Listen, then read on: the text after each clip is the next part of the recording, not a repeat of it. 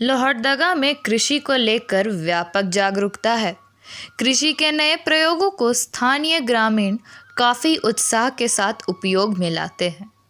ऐसे ही तेलहन के उत्पादन को लेकर राज्य सरकार की तेलहन उत्पादन योजना को भी ग्रामीणों ने हाथों हाथ लिया है।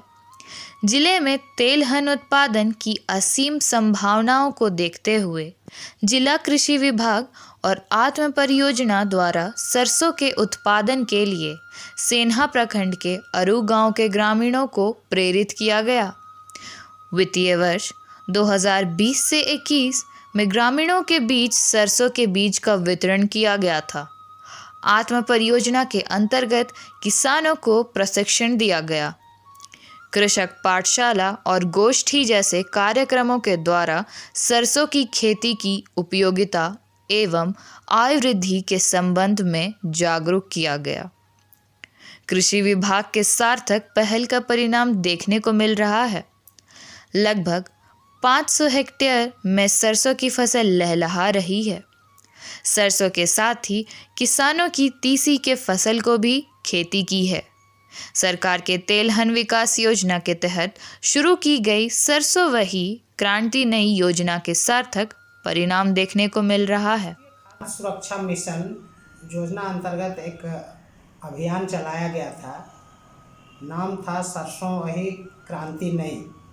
इसके पीछे सरकार का उद्देश्य था कि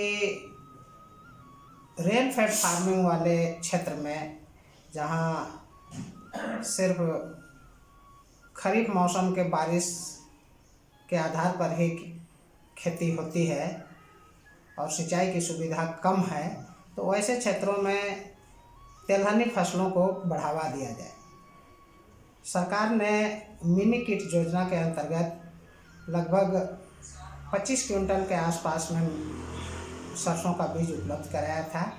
उसे किसानों के बीच में वितरित किया गया है। पिछले साल भी काफ़ी मात्रा में किसानों के बीच में मिनी किट का वितरण किया गया था।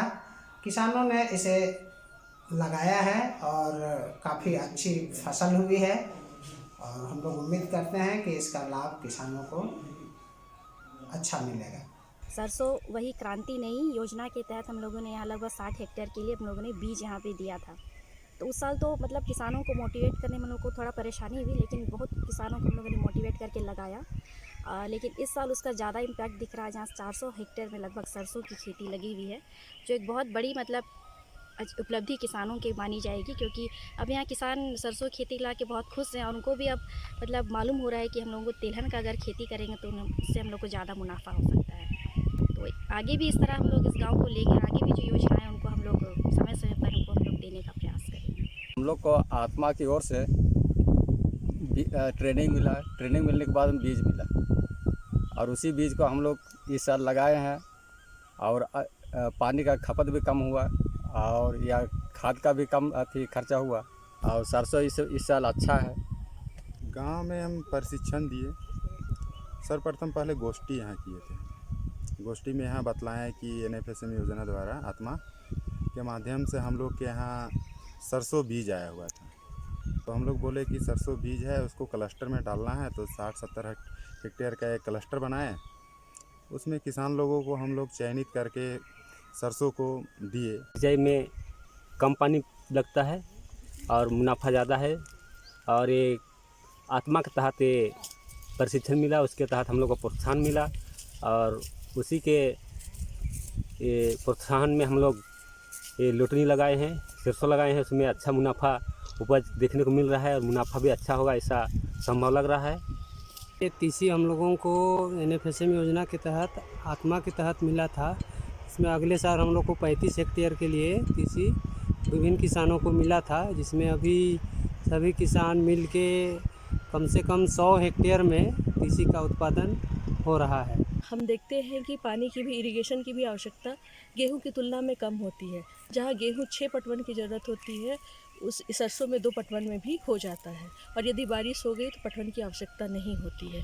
इसको देखकर किसान इससे बहुत प्रभावित हुए हैं और उन्होंने ये भी देखा है कि सिर्फ सरसों से तेल ही नहीं, इसके फसल को लेकर के उससे जो खल्ली प्राप्त होती है वो मछली के चारा के रूप में या फिर जानवरों के भोजन के रूप में वो दे रहे हैं, और इसको एज अ फर्टिलाइज़र भी, ऑर्गेनिक फर्टिलाइज़र भी वो इस्तेमाल कर रहे हैं।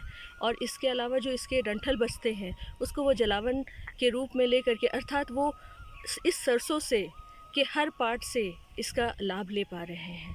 ये हमारे लोहरदगा के किसानों के लिए बहुत अच्छी बात है कि वो तिलहन की ओर अग्रसर हो रहे हैं, और जो हमारा लोहरदगा जाना जाता था कि वो एक फसल लेते हैं, उससे ये डाइवर्सिफाई हो रहा है हमारा किसान।